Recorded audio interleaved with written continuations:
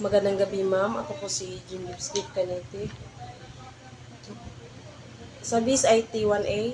Ako pala ay magre-report ng mga manunulat ng Region 7. So, ang mga manunulat ng Region 7 ay sina Edelberto K. Tiempo, Jose Maria V. Pangiliban, Rowena Tiempo Torrevillas, and Hana Anto Lucina.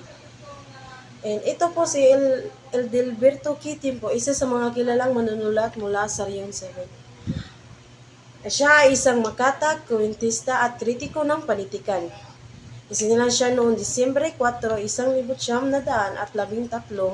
sa Sikihor. Isa sa kanyang mga kilalang akda ay nobelang A Blade of Fern na nawagi sa unang gantimpala sa Don Carlos Palanca Memorial Awards for Literature.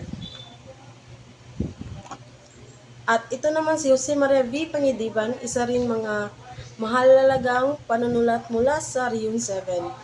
Kilala siya bilang isa sa mga pabansang bayani ng Pilipinas. Isinilang siya noong Pebrero 1, 1863 sa Mambulak, Laguna. Isa siya sa mga nanguna ng patatag ng La Liga Filipina, isang samahang pampolitika noong panahon ng kolonyalismong Espanyol. At si Rowena Tiempo Torrevillas ay isa ring kilalang manunulat mula sa Region 7. At anak din siya ni Edelberto K. Tiempo ng manunulat din. At siya ay isang makata, kwentista at guro ng panitikan. Ang ilan sa kanyang mga kilalang akda ay nagwagi ng mga parangal ng panitikan tulad ng Carlos Palanca Memorial Awards. At isinilang din siya ng Hunyo 13, 1951.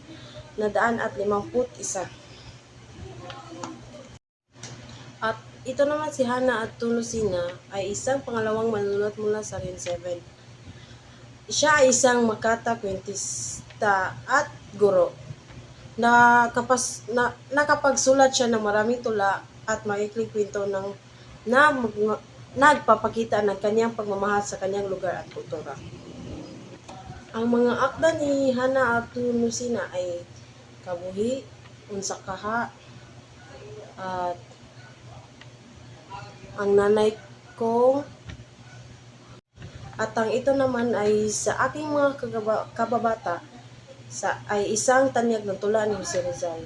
Bilang may akda ng tula, ay isa sa pinakamahalagang personalidad sa kasaysayan ng Pilipinas. At ito na rin siya sa isa sa mga pinakamatatalino isip sa kasaysayan ng bansa. Si Rizal ay hindi lamang isang matata, kundi isang manunulat, pintor, doktor at bayani.